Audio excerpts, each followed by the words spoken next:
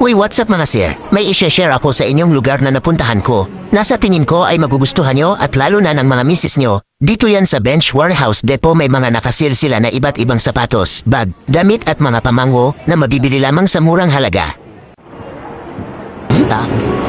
So yan guys, nandito sa loob ng bench. Oh, bibili kami ng... Ay, talo.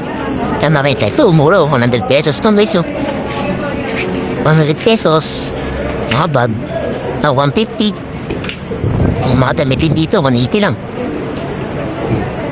Pili ka lang yan. Yung mga sapatos, tiga 100. Sando, 150 oh. Palos, 150 lang din. Yan, ito yung lasaba ko. Puro pa ba mo? Ito lang. No, nasa sapatos ako, pamasok ko. Dami yun.